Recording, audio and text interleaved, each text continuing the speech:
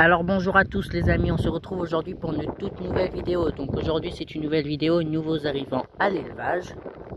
Elles sont juste derrière moi mais je ne vais pas vous les montrer directement. J'aimerais que vous réfléchissiez un peu à ce que j'aurais pu acheter. Donc je vais vous donner quelques indices. Donc j'ai vite fait réfléchi dans la voiture à ce que je pourrais vous proposer pour que vous trouviez facilement. Donc le premier indice, merci le coq.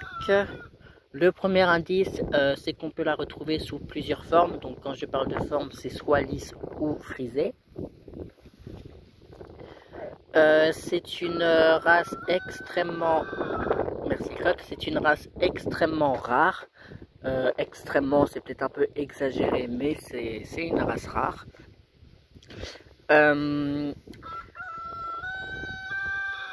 Merci Croc. Pour les sexer, il faut prélever des plumes et les envoyer au laboratoire. Il n'est pas possible de les sexer comme ça, à moins que vous soyez professionnel. Personnellement, je les enverrai au laboratoire, parce que je ne me qualifie pas en tant que professionnel.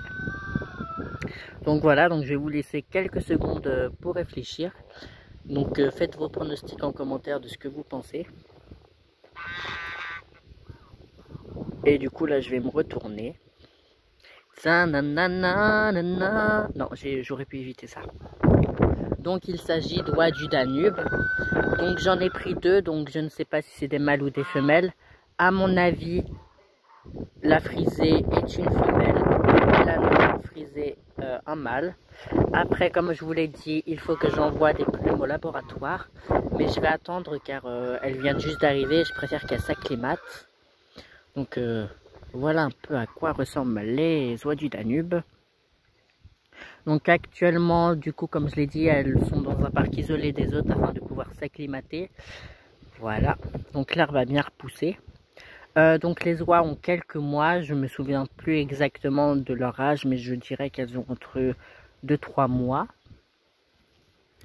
Donc voilà, donc elles sont relativement peureuses, elles n'ont pas été apprivoisées par l'homme. Je les ai pris chez la personne où j'avais acheté un jar du Siam l'année dernière. Donc voilà, donc elles viennent d'ici. Donc je suis super fier de mon achat, elles sont magnifiques. Du coup, la non frisée, c'est parce qu'elle est qu'elle n'est pas frisée, qu'elle ne sortira pas du frisé. Justement, elle pourra en sortir. J'ai 25% de chance de sortir du frisé. Il y a beaucoup de répétitions dans ce que je dis. Mais ma foi, vous me comprenez, vous avez l'habitude, donc c'est pas très important. Donc 25% de sortir du frisé, même si j'aurais eu un cheptel complètement frisé, j'aurais eu 25% de chance de sortir du frisé. Ma foi, à mon avis, comme j'ai du coup une frisée et une lisse, à mon avis, j'ai 50% de chance de sortir les deux. Donc voilà, donc là, je vais les laisser encore quelques jours s'habituer. Comme ça, après, je prélève les plumes. Et je vais apprendre également à les connaître. J'ai essayé de mettre la Toulouse à bavette et le jeune jar de Bavent ici parce que dès qu'elles sont arrivées, elles ne faisaient que brailler et c'était vraiment insupportable. Donc j'ai essayé de faire une mise en contact. En soi, ça s'est très bien passé malgré que la Toulouse à bavette n'accepte pas trop quand on s'approche d'elle. Donc ce qui est normal, elle les pèque. Après, comme je l'ai dit, il faut du temps d'adaptation. Donc voilà, donc là, elles se verront à travers le grillage. Actuellement, elles sont là-bas. Donc le trio d'oies de Bavent, donc les deux femelles et le mâle dominant, ne veulent absolument pas les voir, même à travers le grillage, ça les pèque. Mais bon, après c'est pas très grave. J'aurais bien voulu vous les montrer d'un peu plus près, mais le problème c'est que le foutu portable ne veut pas zoomer.